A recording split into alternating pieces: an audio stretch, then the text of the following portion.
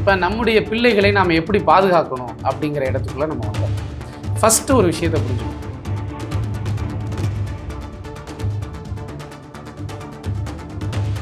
போலீஸை நம்பக்கூடாது. போலீஸை என்ன நம்புங்க, திறந்து போட்டு போங்க நான் சொன்னாங்க.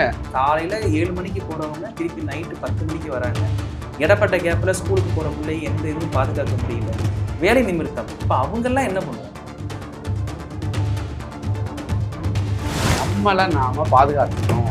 காரணம் என்னன்னா, இந்த நாட்டில் திருடங்க இருக்காங்க, வக்கிரங்களால் நிரப்பப்பட்டவர்கள் இங்கே இருக்கிறார்கள் அப்படிங்கிறத உணர்ந்துக்கிட்டு நம்மளை நாம் பாதுகாக்கணும். இந்த மாதிரி விஷயங்கள் பாதுகாப்பு விஷயத்தில் ரொம்ப தெளிவாக இருக்க வேண்டிய இடம் என்னன்னா,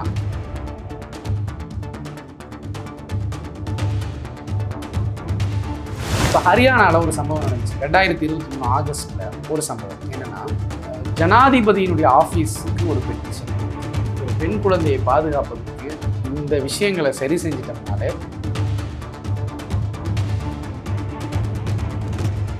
12க்கு அதிகமாக பாதுகாப்பு கொடுக்கணுமா, எல்கேஜிக்கு அதிகமாக கொடுக்கணுமா? எல்கேஜிக்கு தான். பெண்களுக்கு ஆண்களினால் பாதுகாப்பு என்பது சுத்தமாக கிடையாது.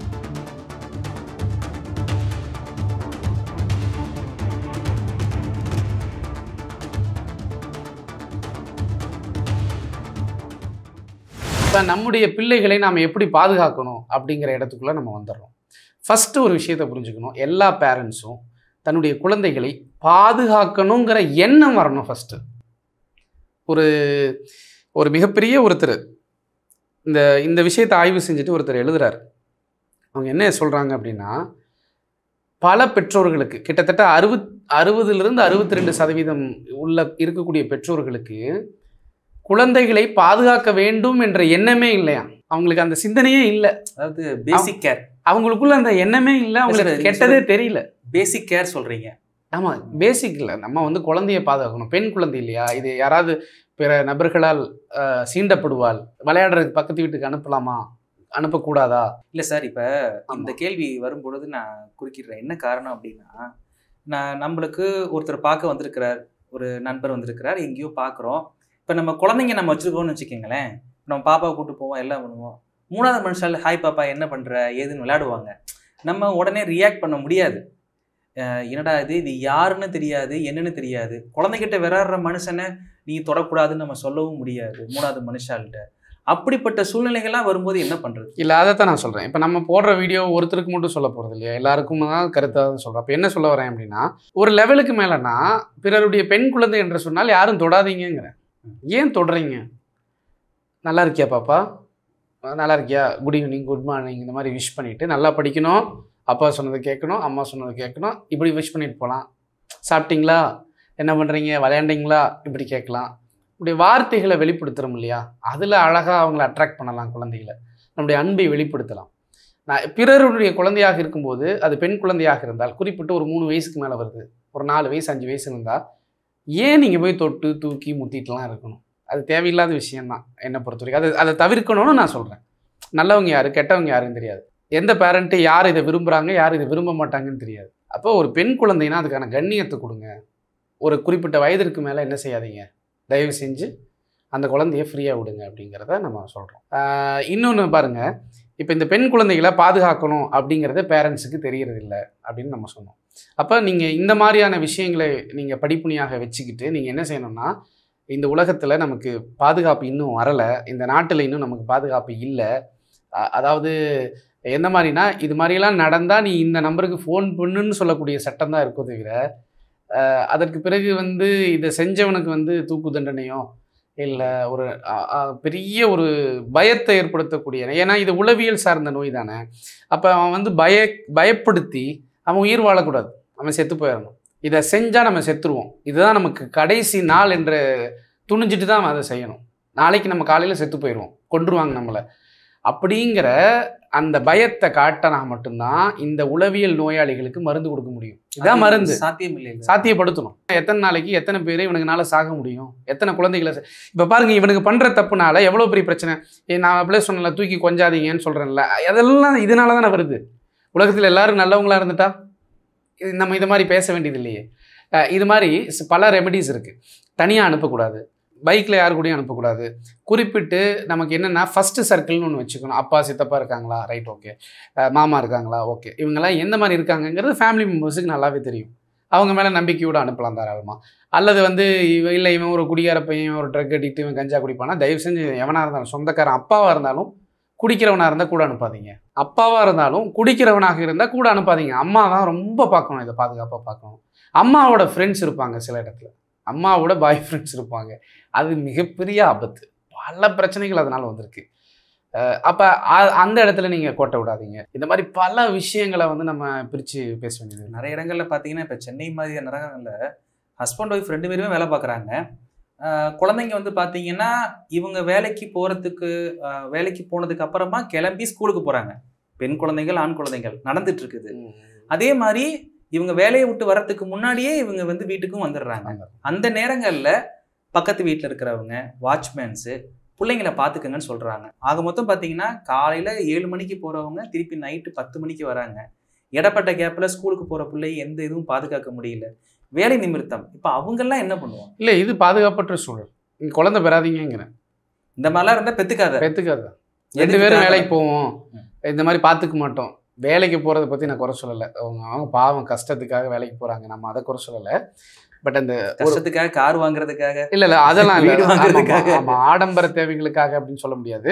ஒரு தாத்தா பாட்டி இருக்காங்க, பாட்டி இருக்காங்க. பாட்டி பத்திரமா பார்த்துக்கிற பாட்டியாக இருக்கணும். இந்த காலம் ரொம்ப கேடுகெட்ட காலமாக இருக்கிறதுனால எல்லாம் தெரிந்து அதெல்லாம் ஆளுமை செய்யக்கூடிய பாட்டியாக இருக்கணும். ரொம்ப வயசான பாட்டியாக இருந்தால் அவங்களுக்கு தெரியாது, அவங்க இந்த ரூமில் இருப்பாங்க, இந்த ரூமில் யார் என்ன பண்ணாலும் தெரியாது அப்படிங்கிற கண்டிஷன்லையும் இருக்கக்கூடாது. பல வீடுகளில் அப்படி நடக்குது. அப்போ என்ன சொல்ல வரோம் அப்படின்னா, தாத்தா பாட்டிகிட்ட ஒப்படைக்கலாம், அல்லது பெண்கள்கிட்ட ஒப்படைக்கலாம். ஒரு பெண் குழந்தையாக இருந்தால் இன்னொரு பெண்ணுகிட்ட, நம்பிக்கையான பெண்ணுகிட்ட இதை ஒப்படைக்கும். இல்லை, நான் பொதுவாகவே என்ன சொல்ல வரேன் அப்படின்னா, இந்த மாதிரி விஷயங்கள் பாதுகாப்பு விஷயத்தில் ரொம்ப தெளிவாக இருக்க வேண்டிய இடம் என்னென்னா, நான் இப்போவும் ரொம்ப ஃப்ராங்காகவே சொல்கிறேன். ஃபஸ்ட்டு நீங்கள் செய்ய வேண்டியது, நீங்கள் வீட்டில் தான் வச்சுருப்போம், வீட்டில் தான் இருக்க போகிறாங்க. ஃபஸ்ட்டு வீடும் வீட்டை சுற்றி உள்ள இடத்தையும் உறுதிப்படுத்துவது. இங்கே என் பிள்ளை போகலாம், இந்த இடத்துக்கு போகக்கூடாது, இவர்கிட்ட பேசலாம், இவர்கிட்ட பேசக்கூடாது, இவர் சரியில்லை, இது சரியாக இருக்காரு, இப்படிங்கிற நம்மை சுற்றி இருக்கிற சூழல்களை நாம் ஆய்வு செஞ்சு, அது நம்பிக்கைக்குரியதாக இருந்தால் அங்கே குடியிருக்கணும், இல்லைன்னா வெளியே போயிடணும். இப்பெல்லாம் பார்க்க முடியுமா? இல்லை, இதை செய்யணும். இல்லை, இதை நான் எதுக்காக சொல்கிறேன்னா, முக்கியமான விஷயம். ஏன்னா குடும்ப வன்முறையில் பாதிக்கப்படுகிறவர்கள், குடும்ப உறுப்பினர்களால் அல்லது பக்கத்து வீட்டுக்காரங்களால் வன்புணர்வு நீங்கள் எல்லாம் சென்னையில் நடந்துச்சில ஒரு இன்ஜினியர் ஒருத்தன் அந்த அப்பார்ட்மெண்ட்லேயே இருந்த ஒரு சின்ன குழந்தையை கொண்டு, நந்தினின்னு நினைக்கிறேன் அந்த குழந்தையினுடைய பேர். ஸோ தாய்க்கோ திருப்பி அப்போ நான் என்ன சொல்ல வரேன்னா, இந்த சூழல் சரியாக இருக்காங்கிறது நீங்கள் பார்க்கணும். ஃபஸ்ட்டு வீடும் வீட்டினுடைய உறுப்பினர்கள், அப்புறம் பக்கத்து வீட்டுக்காரங்க, இதை வந்து நீங்கள் உறுதிப்படுத்திக்கணும். ஃபஸ்ட்டு ரொம்ப சிம்பிள். நான் சொல்கிறதெல்லாம் நீங்கள் செஞ்சீங்கன்னா ஈஸியாக பக்காவாக பார்த்துக்கலாம், பாதுகாத்துடலாம். இது ஃபஸ்ட்டு. 2வது, காலையில் தூங்கி எழுந்திரிக்கணும். நெக்ஸ்ட்டு வீட்டுக்கு வர வேலைக்காரங்க, வீட்டில் வேலை செய்கிறவங்க, வீட்டில் சுற்றி இருக்கிறவங்க, பால் போட வர்றவன், அவன் இவன் எல்லாம் வீடும் வீடு சார்ந்து உள்ளவர்களும் வச்சுக்கோங்க.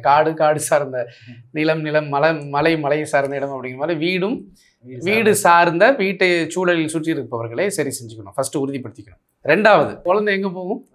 ஸ்கூலுக்கு போகும். எதில் போகும்? ஆட்டோ, வேனு, இந்த மாதிரி. இந்த இடத்த முதல்ல ஸ்டடி பண்ணு. உனக்கு ஒன்றும் இல்லை, காலையிலேருந்து சாயந்தரம் வரைக்கும் ஒரு 5 செக்ஷன் தான். 5 பேர்த்த நீ உறுதிப்படுத்திடுவீங்களா, நல்லவங்க தான், நம்பிக்கையானவங்க தானே, நீ சந்தேக பார்வையில் பார்த்து அது சரி பண்ணுன்னு நான் சொல்ல வரேன். ஆட்டோக்காரர் ஒரு வயசானவராக தான் இருப்பார், பேத்தி வயசு தான் இருக்கும். நம்பி அனுப்பலாமா? அனுப்பலாம். எல்லாம் நல்லவங்க தான் ஆட்டோக்காரங்க. ஆனால் பல பேர்னால பிரச்சனை வந்திருக்கா? வந்திருக்கு. ஸ்கூல் வேன் டிரைவர்னால பிரச்சனை வந்திருக்கா? கேள்விப்பட்டிருக்கிறோமா? வந்திருக்கு. அப்போ இந்த மாதிரி கொஞ்சம் ஆட்டோ டிரைவர்கிட்ட உஷாராக இருங்கன்னு சொன்னால் மற்ற ஆட்டோ டிரைவர்கள் அதை புரிஞ்சுக்குவாங்க.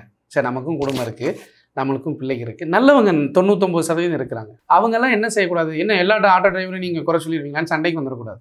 இது என் பிள்ளைகளை பாதுகாப்பதற்கு நம்ம எடுத்துக்கக்கூடிய, உங்கள் வீட்டில் ஒரு குழந்தை இருந்தால் நீங்களும் இதை பாதுகாப்பாக இருங்க. இதை தான் நம்மளும் சொல்லக்கூடிய விஷயம். இப்போ இது ஒரு பொதுவான விஷயம், இதை அப்படி எடுத்துக்கக்கூடாது, அதுக்காக சொல்ல வரேன். அப்போ ஆட்டோவோ வேனோ ஏதோ ஒன்று போகிறதுல யார் டிரைவரு, பஸ்ஸில் போகிறாங்களா, அதெல்லாம் உறுதிப்படுத்திக்கணும். 3வது, எங்கே போய் இறங்குறாங்க? ஸ்கூலில் ரொம்ப தெளிவாக நம்ம பார்க்கணும். நான் இந்த விஷயத்தில் ரொம்ப ஸ்ட்ரிக்டாக இருக்கேன், ரொம்ப ஸ்ட்ரிக்ட். எப்படின்னா, இறைவன் பாதுகாக்கணும். என்னென்னா, ஆண் ஆசிரியர்கள் வந்து எல்கேஜி டு 5 வரைக்கும் இருக்கவே கூடாதுன்னு நான் சொல்கிறேன். எல்கேஜி டு 5 குழந்தைகளாக இருக்கிறாங்க, சின்ன குழந்தை. நான் ஏன் இதை நான் சொல்கிறேன்னா, இது வந்து அபியூஸ் நடந்தணும் அப்படிங்கிற நோக்கத்துக்காக சொல்லலை. எப்பவுமே குழந்தைகளை யார் வளர்த்தனா நல்லா இருக்கும்? வளர்ப்புக்குன்னு பேர் போனவங்க யாரு? அம்மா. தாய்மைன்னு ஒரு பண்பு இருக்குல்ல, அந்த தாய்மை தான், அதுதான் டாப்பு. அப்போ அந்த தாய்மை ஒரு பெண் ஆசிரியர்கிட்ட தான் இருக்கும். அந்த குழந்தை ஒரு ரெஸ்ட் ரூம் போகிறேன்னு சொல்லுது, தன்னை ஏதாவது ஒரு பிரச்சனைனாலும் ஒரு குழந்தை அம்மாட்ட சொல்கிற மாதிரி போய் சொல்லிடும். 5வது படிக்கிற வரைக்கும் அந்த குழந்தைக்கு அம்மா யார் அப்படின்னா, இன்னொரு அம்மா யாருன்னா அந்த டீச்சராக தான் இருப்பாங்க. ஸோ அந்த எல்கேஜி டு 5 வரைக்கும் ஆண் குழந்தைகளாக இருந்தாலும் பெண் குழந்தைகளாக இருந்தாலும் டீச்சரே இருக்கட்டும். இது ஒன்று. இது மூடத்தனம்னு சொல்லுவாங்க. இல்லை, சொல்லிட்டு போட்டோம், பிரச்சனை இல்லை. இது நான் சொல்கிறது சஜஷன். அவங்க என்ன வேணால் பேசட்டும், என்ன வேணாலும் பேசட்டும், நம்ம சொல்லாமல் இருக்க முடியாது. ஏன்னா பிள்ளைகளை காப்பாற்றணும், அதனால் நம்ம சொல்கிறோம். அடுத்தது, அதாவது ஜஸ்ட் இப்போ வந்து எப்படி சொல்கிறதுனா, போலீஸ் இருக்காங்க, உங்களை வந்து நீங்கள் வந்து வெளியூருக்கு போகிறீங்க, உங்கள் வீட்டை ஒருத்தன் திருடிட்டு போயிட்டான், உங்கள் வீட்டில் இருக்கிற பொருள் நகை பணத்தை எல்லாத்தையும் திருடிட்டு போயிட்டான். போலீஸ் ஸ்டேஷனில் போய் கம்ப்ளைண்ட் பண்ணுறீங்க. உங்களை என்ன கேட்பாங்க? எப்போ போனீங்க, எப்படி பண்ணுவாங்க, வீட்டை பூட்டிட்டு விவரங்கள் கேட்பாங்க, வீட்டை பூட்டிட்டு போனீங்களா அப்படின்னு நீங்கள் சொல்லுவீங்க. அப்போ இல்லை சார் நான் வீட்டை பூட்டிட்டு போகல சார் அப்படின்னு நீங்கள் சொன்னீங்கன்னா என்ன செய்வாங்க? திட்டுவாங்க, மேலே தான் தப்புன்னு சொல்லுவாங்க. உன் மேலே தான் தப்புன்னு சொல்லுவாங்க. இப்போ நம்ம சொல்கிறோம், எப்போ இனிமேல் சரி நகையெல்லாம் ரெக்கவர் பண்ணி இனிமேல் சொன்னேன், இனிமேல் தயவு செஞ்சு என்ன செய்ய, நீ வீட்டை பூட்டிட்டு பத்திரமா பாதுகாத்துக்கப்பா அப்படின்னு தான் சொல்ல முடியும். திருடிட்டு இருந்து உன்னுடைய உடைமைகளை நீ பாதுகாத்து கொள்ளணும்னா என்ன செய்யணும்? வீட்டை பூட்டு. திருடன்றிருந்து உங்கள் உடைமைகளை நீங்கள் பாதுகாத்துக்கணும்னா நீங்கள் செய்ய வேண்டியது என்ன? போலீஸை நம்பக்கூடாது. போலீஸை என்ன நம்புங்க, திறந்து போட்டு போங்க நான் சொன்னாங்க? இல்லை, உங்களுடைய உடைமைகளை நீங்கள் தான் பாதுகாத்துக்கணும். இந்த கடை வீதிகளில் போகும்போது இந்த தீபாவளி ரஷ் எல்லாம் துணி கடை லைனில் போனீங்கன்னா அனௌன்ஸ் பண்ணிக்கிட்டே இருப்பாங்க, உங்கள் உடைமைகளை நீங்கள் பாதுகாத்து கொள்ளணும் சொல்லுவாங்களே. பஸ் ஸ்டாண்டில் இதெல்லாம் வந்து கூட்டம் அதிகமாக இருக்கிற இடத்துல, திருவிழாக்களில் இதெல்லாம் சொல்லிக்கிட்டே இருப்பாங்க. அப்போ என்ன அர்த்தம்? நாடு சரியில்லை, சட்டம் சரியில்லை, போலீஸ் சரியில்லை, இதெல்லாம் போலீஸுக்கு கேவலமாக? அப்படி கிடையாது தானே. இது விழிப்புணர்வு. ஒவ்வொரு மனிதரும் நம்மை நாம் தற்காத்து கொள்ளுதல் என்பது தான் இங்கே சரியான கல்வி. என்னை எனக்கு தற்காத்து கொள்ள தெரியல, நாய் கடிக்கிறது ஓடணும். நீங்கள் சொல்லுங்கள், நாய் துரத்தி ஓடி இருக்கீங்களா? ஓடிருக்கேன். ஒரு நாய்க்கு நீங்கள் ஓடலாமா? நீங்கள் மனிதர் இல்லையா? இது எவ்வளோ பெரிய பிற்போக்கு! இது நாய்க்கு கடி வாங்கினா ஓடி இல்லை, இது எவ்வளோ பெரிய பிற்போக்கு தெரியுமா உங்களுக்கு? அப்போ என்ன சொல்ல வரேன் அப்படின்னா, இதுதான் சப்ஜெக்ட். முற்போக்கு பிற்போக்குங்கிறதெல்லாம் இங்கே கிடையாது. நம்மளை நாம் பாதுகாத்துக்கணும். காரணம் என்னன்னா, இந்த நாட்டில் திருடனுங்க இருக்காங்க, இந்த நாட்டில் சைக்கோ சாடிஸ்ட் இருக்காங்க, இந்த நாட்டில் அதீத ஆசைகள் கொண்ட மனப்பிறழ்வு கொண்ட நோயாளிகள் இருக்கிறாங்க, இந்த நாட்டில் தன்னுடைய இச்சைகளை கட்டுப்படுத்த முடியாமல் இருக்கக்கூடிய மனநோயாளிகள், முத்திப்போன மனநோயாளிகள், வக்கிரங்களால் நிரப்பப்பட்டவர்கள் இங்கே இருக்கிறார்கள். அப்படிங்கிறத உணர்ந்துக்கிட்டு நம்மளை நாம் பாதுகாத்துக்கணும்.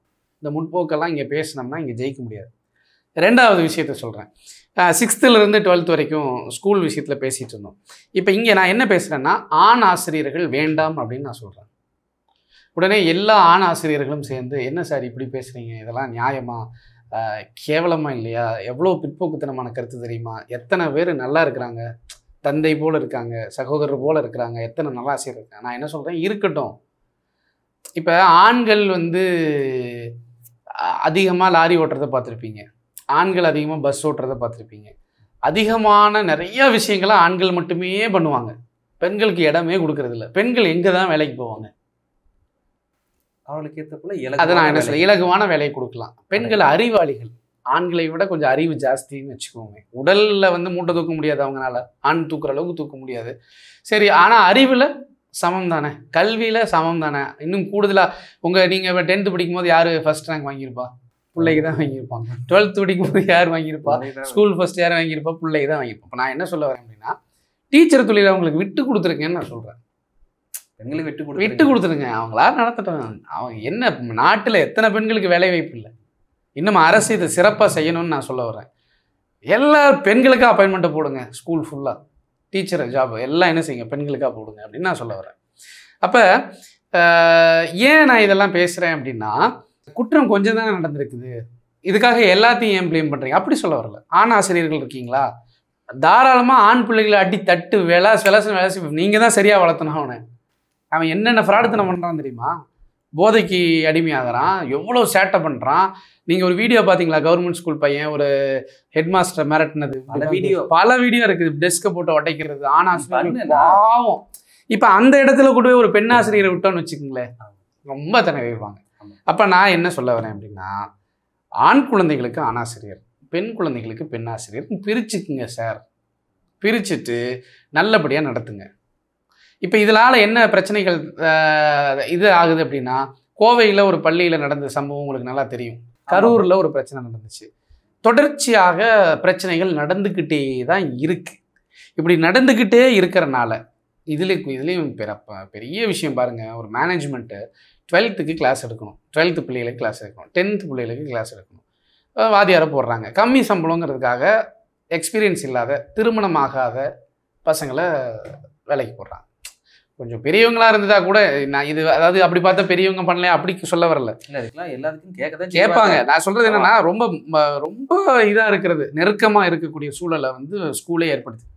இப்போ ஹரியானாவில் ஒரு சம்பவம் நடந்துச்சு 2023 ஆகஸ்டில். ஒரு சம்பவம் என்னென்னா, ஜனாதிபதியினுடைய ஆஃபீஸுக்கு ஒரு பெட்டிஷன் போகுது, தேசிய மகளிர் ஆணையத்துக்கு ஒரு கடிதம் போகுது, ஹரியானா மாநிலத்தினுடைய மகளிர் ஆணையத்துக்கு ஒரு கடிதம் போகுது, அங்கே இருக்கிற டிஎஸ்பி எஸ்பி ஆஃபீஸுக்கு ஒரு கம்ப்ளைண்ட் போகுது, லெட்டராக போகுது, மொட்டை கடிதாசி.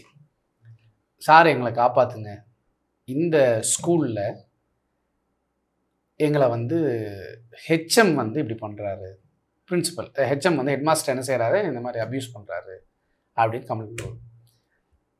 இவங்க ஏன் இங்கெல்லாம் போட்டாங்க அப்படின்னா, நல்லா பாருங்கள், இங்கெல்லாம் எப்படி போச்சு அப்படின்னா, அங்கே கூட படிக்கிற பசங்க இருக்காங்கல்ல, அவங்க போய் போட்டுட்டானுங்க. இவங்க பண்ணல, பசங்க பண்ணிட்டாங்க. பசங்க லெட்டர் போட்டுட்ருக்காங்க. அப்போ என்னென்னா, அந்த லோக்கலில் இருக்கக்கூடிய டீச்சர்கிட்ட போய் சொல்லி பார்த்துருக்காங்க, வேலை நடக்கலை. டீச்சர் என்ன இப்படி பண்ணுறாங்க டீச்சர், ஹெட் மாஸ்டர் இப்படி பண்ணுறாருங்க டீச்சர்னு போய் சொன்னப்போ, புள்ள சொன்னப்போ கேட்கல டீச்சர். நிர்மலா டீச்சர் மாதிரி ஒரு டீச்சர்னு வச்சுக்கிங்களேன். தெரியும் இல்லையா? ஞாபகம் இருக்கா உங்களுக்கு? சரி, மக்களுக்கு தெரியும். யாரு கோவை சொல்றீங்க? அந்த அம்மா தான் சொல்றீங்க, ஃபோன்ல பேசுங்களே. பல்கலைக்கழக டீச்சர் மாதிரின்னு வச்சுக்கோங்களேன். ஓகே, இப்போ என்னென்னா, தொடர்ந்து டீச்சர்கிட்ட சொன்னப்போ ஒன்றும் நடக்கலை. ஏன்னா அந்த ஹெட்மாஸ்டர் வந்து பெரிய அரசியல்வாதியினுடைய பின்புலத்தில் இருக்கக்கூடிய நபர், அவர் எதுவுமே செய்ய முடியல. ஆனால் இவங்க விவரமாக என்ன செஞ்சிட்டாங்க, இளைய மாணவர்கள் எல்லாம் போட்டாங்க. கடைசியில் ஆய்வு எல்லாம் வந்து ஒரு சரௌண்ட் பண்ணி அவங்களெல்லாம் விசாரிக்கிறாங்க. விசாரிக்கிற போது என்ன தெரியுதுன்னா, அந்த பள்ளியில் படிக்கக்கூடிய 60 மாணவிகளை அவர் வந்து அபியூஸ் பண்ணியிருக்காரு. எத்தனை பேர்? 60 பேரை 60 பேரை அபியூஸ் பண்ணியிருக்காரு. அப்போ என்ன இதிலிருந்து நமக்கு தெரிய வருது அப்படின்னா, ஒரு வாதியார்னால 60 பேர் ஒரு வருஷத்தில் பாதிக்கப்பட்டிருக்காங்கன்னா, அடுத்தடுத்த செட்டில் எத்தனை குழந்தைகள் பாதிக்கப்படுவார்கள் அப்படிங்கிறத நான் ஹரியானாவில் பழகிருச்சு. ஹரியானாவில் மட்டும் இல்லை, தமிழ்நாட்டிலும் சில இடங்களில் சில அங்கங்கே நம்ம செய்தித்தாள்களில் நம்ம பார்த்துட்டு தான் இருக்கோம். பல நியூஸ் வந்துக்கிட்டே இருக்குது. அப்போ இந்த ஸ்கூல் விஷயத்தில் நீங்கள் என்ன செய்யணும்? சரி பண்ணணும். இது ஒரு ட்ராக். அடுத்ததாக டியூஷன் எங்கேயாவது போகிறாங்க அப்படின்னா அதையும் பார்க்கணும். அப்போ என்ன சொல்கிறேன், வீடு சார்ந்த இடம், டிரான்ஸ்போர்ட்டு, ஸ்கூல், கல்வி சார்ந்த இடங்கள், இந்த 3ஐயும் சரி பண்ணிட்டோம். அடுத்தது 4வது திரும்ப வீட்டுக்கு வந்துடுறோம். அவ்வளோதான், முடிஞ்சு போச்சு. ஒரு பெண் குழந்தையை பாதுகாப்பதற்கு இந்த விஷயங்களை சரி செஞ்சிட்டோம்னாலே 90% பிரச்சனைகள் நமக்கு முடிஞ்சிருச்சுன்னு அர்த்தம். சரி, எத்தனை வயசுலேருந்து இந்த குழந்தைகளை நம்ம வந்து இந்த மாதிரி அந்த சர்வீலன்ஸ்குள்ளே கொண்டு வரணும், எத்தனை வயசுலேருந்து அப்படின்னு ஒரு கேள்வி. நான் சொல்கிறேன், பெண் குழந்தையாக பிறந்து விட்டாலே நீங்கள் உங்களுடைய கட்டுப்பாடு இல்லை, உங்களுடைய அந்த ஒரு இதுக்குள்ளே பாதுகாப்பு வளையத்துக்குள்ளே அவங்கள வச்சுக்குங்க. குறிப்பாக எல்கேஜி ஒரு குழந்தை போகுது அப்படின்னா அந்த குழந்தைக்கும் பாதுகாப்பு தேவை. யூகேஜியா அந்த குழந்தைக்கும் பாதுகாப்பு தேவை. 12th படிக்குதா அந்த குழந்தைக்கும் பாதுகாப்பு தேவை. ஸோ இவ்வளவு விஷயங்கள் நம்மகிட்ட இருக்குது. சரி, 12th அதிகமாக பாதுகாப்பு கொடுக்கலாமா, எல்கேஜிக்கு அதிகமாக கொடுக்கணுமானா எல்கேஜிக்கு தான் கொடுக்கணும். நம்ம என்ன நினைப்போம், இல்லை 12th தான் கொடுப்போம் அப்படின்னு தான் நம்ம நினச்சிட்ருக்கோம். இல்லை, எல்கேஜிக்கு தான். ஏன்னா அந்த பிள்ளைக்கு சொல்ல தெரியும், கம்ப்ளைண்ட் பண்ண தெரியும், ஜனாதிபதிக்கு லெட்ரு போட தெரியும். ஆனால் இந்த எல்கேஜி குழந்தை பிஞ்சு இல்லையா, இந்த ஆர்த்தி, ஆசிஃபா, இவங்களுக்கு யார்கிட்ட போய் சொல்ல தெரியும்? பாதிக்கப்பட்டுருவாங்க. அதனால் இது ரொம்ப கவனமாக பார்த்துக்கணும். இதெல்லாம் தாண்டினதுக்கு பிறகு இன்னொரு 10% என்ன, 99% ரெடி ஆயிடுச்சு. இன்னொரு 10% என்ன அப்படின்னா ஒன்றுமே இல்லை, நம்ம ஊருக்கு போகிறோம், ஒரு திருவிழாவுக்கு போகிறோம், ஒரு ஃபங்க்ஷனுக்கு போகிறோம், ஒரு கல்யாணத்துக்கு போகிறோம் அப்படிங்கிற மாதிரி சூழல் போகும்போது, கல்யாணத்துக்கு போனோன்னா சொந்தக்காரங்களை எல்லாம் பார்த்து நம்ம அப்படியே மறந்துடுவோம். இந்த பக்கம் பிள்ளைகள்லாம் விளையாண்டுட்டு இருக்கோம். அங்கே ஏதாவது சமையல்காரங்க அது இதுன்னு இருப்பாங்க, பலூன் வைக்கிறவங்க இருப்பாங்க, பஞ்சு மிட்டாய் கொடுக்குறவங்க இருப்பாங்க. அதெல்லாம் தூக்கி தூக்கி கொஞ்சுவாங்க. ஆமாம், கொஞ்சுவாங்க. ஸோ இந்த மாதிரி இடத்துலையும் ரொம்ப கவனமாக நம்ம என்ன செய்யணும், இருக்கணும். இப்போ சமீபமாக வந்து சித்தான்னு ஒரு படம் வந்துச்சு. சித்தான்னு ஒரு படம். அந்த படத்தையெல்லாம் எனக்கு பார்க்க சொல்லி ஒருத்தர் அனுப்புனாங்க. நான் அதை பார்த்தேன். பார்த்துட்டு நான் உண்மையாக சொல்கிறேன், நான் வந்து வீட்டில் சொல்லி பார்க்க சொன்னேன். இதை பார்க்கணும், ஏன்னா இதை எல்லோரும் பார்க்கணும். டீச்சர்ஸுக்கெல்லாம் இதை பார்க்க சொல்லி கொடுத்தேன். ஏன்னா நீங்கள் எல்லாருமே வந்து ஒரு போலீஸ்காரர் மாதிரி இருக்கணும் இந்த இடத்துல. ஒரு போலீஸ்காரங்க என்ன செய்வாங்கன்னா, ஒரு பைக் வருது அப்படின்னா இந்த பைக்லேருந்து இறங்கி வரவன் யாருன்னு முதல்ல பார்க்க மாட்டாங்க. யார் அப்படிங்கிறத கண்ணிலேயே ஸ்கேன் பண்ணுவாங்க. அவங்களுடைய பார்வை சந்தேக பார்வையிலே இருக்கும். இப்போ கையில் ஒரு பாக்ஸ் வச்சுருந்தா டாக்டர் மாதிரி இருக்கிறாரு, ஓகே பாக்ஸ் வச்சுருக்கிறாரு அப்படின்னா பாக்ஸ்குள்ளே என்ன இருக்கணும், ஒரு பிபி மிஷினு, ஒரு அது இதுன்னு ஏதாவது இருக்கும்னு நம்ம நினைப்போம். ஆனால் போலீஸ்காரங்க நினைப்பாங்க, ஒரு வேளை இதில் இது இருக்குமோ, அது இருக்கும், சந்தேகம் தான். சந்தேகத்தின் பார்வையில் பார்ப்பாங்க. பார்த்துட்டு அவர் வெரிஃபை பண்ணிவிட்டு விட்டுருவாங்க. ஸோ இது மாதிரி ஒவ்வொரு பெண் குழந்தையினுடைய தாயும் தகப்பனும் ஒரு அட்லீஸ்ட் ஒரு போலீஸ்காரங்க மாதிரி நீங்கள் என்ன செய்யுங்க, கொஞ்சம் வாட்ச் பண்ணுங்க. எல்லாத்தையும் சந்தேகம் அப்படி பார்க்க சொல்கிறது இல்லை. அந்த சந்தேகம் வேறு. இது என்னென்னா, எந்தெந்த இடங்கள்லாம் என் பிள்ளை போகிறா, அந்த இடமெல்லாம் சரியாக இருக்கிறதா என்றதை நீங்கள் பார்க்கணும், சுற்றி முற்றி பார்க்கணும். அப்புறம் குறிப்பாக பக்கத்து வீட்டில் ஒருத்தர் புதுசாக குடி வராங்க, ரைட், அவங்க எப்படிப்பட்டவங்க தெரிஞ்சுக்கணும். அப்புறம் ஒரு பக்கத்து வீட்டுக்கு புள்ள விளையாட போகுது அப்படின்னா அந்த வீட்டில் ஒரு பெண் இருப்பான், அந்த வீட்டில் ஒரு பெண் குழந்தை இருக்கும், நல்லா கவனிச்சுக்குங்க. அப்போ நம்மளை மாதிரி அவங்களும் ஒரு ஃபேமிலி தானே அப்படின்னு நம்ம நினைப்போம். ஆனால் நம்ம பெண் குழந்தை போய் விளையாண்டுட்டு இருக்கிற வயசில் இருக்கிற அங்கே ஒரு குழந்தை இருக்குல்ல, அதோட அப்பா இருப்பார்ல, அவர் சேட்டை பண்ணுவாங்க.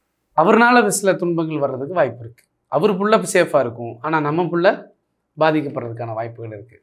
ஸோ அதனால் நான் என்ன சொல்ல வரேன்னா, இந்த உலகம் சரியாகிற வரைக்கும் எனக்கு சரியாகுங்கிற நம்பிக்கை எனக்கு இல்லை.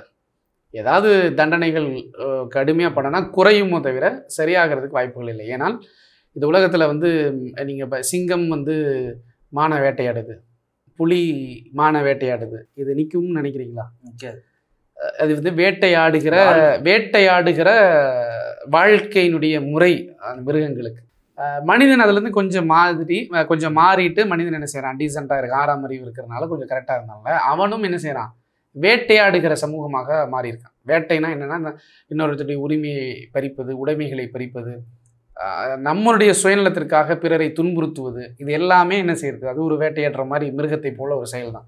ஸோ அதனால் இந்த உலகம் அழிகிற நாள் வரையிலும் பெண்களுக்கு ஆண்களினால் பாதுகாப்பு என்பது சுத்தமாக கிடையாது. இன்னும் குறிப்பாக சொல்லப்போனால் சில பள்ளி ஆண் மாணவருக்கு சில ஆசிரியர்களால் தொந்தரவு வந்த செய்திகளையும் நம்ம பார்த்துருக்கோம். 10வது படிக்கிற ஒரு பையனுக்கு பிரச்சனையான ஒரு டீச்சர்னால.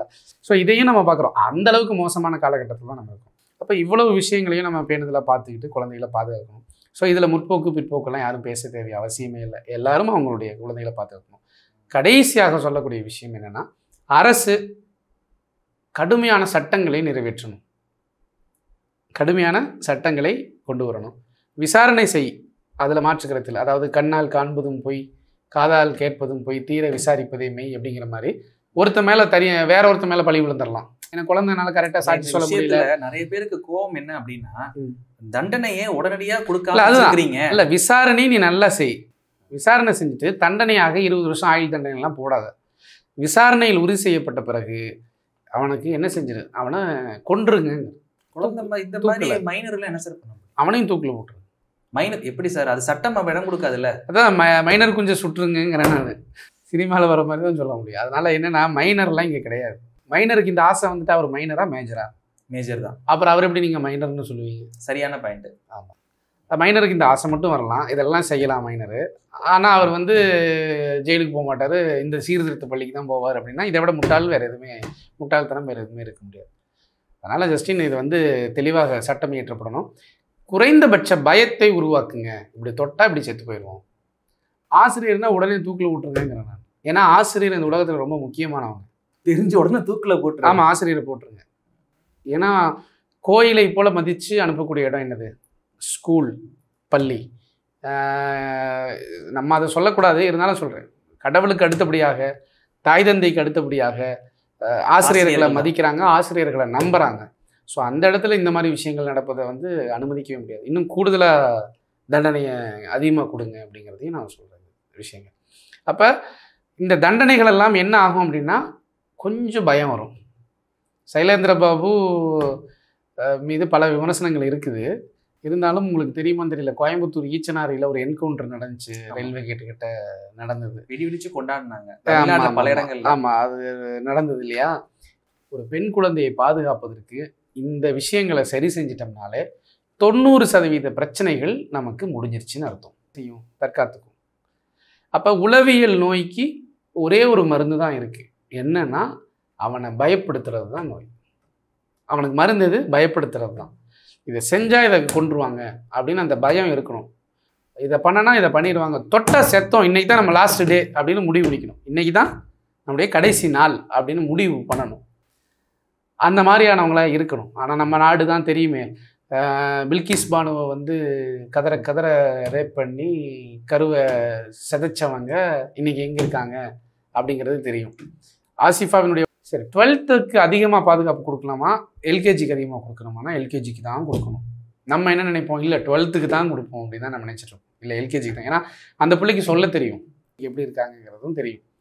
இப்போ நான் என்ன சொல்கிறேன் அப்படின்னா, குழந்தைகளின் மீது கை வைப்பவர்களை வந்து நான் என்ன சொல்கிறேன் அப்படின்னா, கொன்றுங்க. அரசாங்கமே என்ன செஞ்சுருங்க, முன்னின்று தூக்கில் போட்டுருங்க. ஏன்னா அதுவும் ஒரு உயிர் தான், இதுவும் ஒரு உயிர் தான். இந்த உயிர் வாழ வேண்டியது, அது வக்கிரங்களால் நிரப்பப்பட்ட உயிர். அது இன்னைக்கு விட்டால் நாளைக்கு என்ன செய்யும்?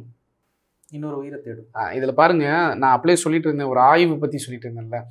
அந்த ஆய்வு என்ன சொல்லுதுன்னா, நான் அப்படியே சொன்னேன்ல, அந்த குழந்தைகளுக்கு எங்கெல்லாம் பிரச்சனை வருது அப்படின்னு அவங்க சுட்டி காட்டி சொல்கிறாங்க. பக்கத்து வீடுகளில் அவங்கள அடையாளம் கண்டுபிடிக்க முடியாது, அவங்க நம்மளை மாதிரியே தான் இருப்பாங்க, டீசெண்டாக இருப்பாங்க அப்படின்லாம் சொன்னேன்ல. அது எல்லாமே ஆய்வினுடைய இதுதான். அதில் எழுதுகிறாங்க, பாதிக்கப்பட்ட சிறுமி பெற்றோர் நீங்கள் உங்களுக்கு தெரிஞ்சிருச்சுன்னா அந்த குற்றவாளியை அடையாளம் காட்டுவதில் தயவு செய்து தயங்காதீங்கன்னு எழுதுறாங்க. ஏன்னா அடையாளத்தை கண்டுபிடிச்சிட்டையா தூக்கிறவனை அப்படிங்கிறாங்க. அவனை வந்து வெளிப்படுத்திடுங்க, என்ன நடக்கும்? அப்போ தான் அவன் அடுத்ததில் செய்ய மாட்டான். அடையாளத்தை வெளிப்படுத்திடுங்க. ஏன்னா நீங்கள் எல்லாருமே வந்து ஒரு போலீஸ்காரர் மாதிரி இருக்கணும் இந்த இடத்துல. அப்படி செஞ்சிடாதீங்க, இன்னொரு குழந்தையாவது காப்பாற்றப்படட்டும் அப்படிங்கிற மாதிரி சொல்கிறாங்க. அப்போ இதுதான் நோக்கம். தண்டனைகள் பெருசாக கொடுக்கப்பட்டு இது பண்ணிட்டா சரியாயிரும் அப்படிங்கிறது ஒன்று. ஆனால் என்ன தான் இருந்தாலும் இந்த உலக முடிவு நாள் வரையிலும் இது நடந்து கொண்டே தான் இருக்கும், தொடர்ச்சியாக இது நடக்கும். அதற்கு ஒரே வழி, அவங்க பிள்ளைகளை அவங்க தயவு செஞ்சு பாதுகாத்துக்குங்க. ஒவ்வொரு வீட்டிலும் அப்பா அம்மா போலீஸாக இருங்க. அதை தான் நான் சொல்லக்கூடிய கருத்து. மிக்க நன்றி சார். இவ்வளோ நேரம் ஒதுக்கி உங்களுடைய கருத்துக்களை பகிர்ந்தமைக்கு நம்ம சேனல் சார்பாக மிக்க நன்றி சார். வாழ்த்துக்கள். நன்றி.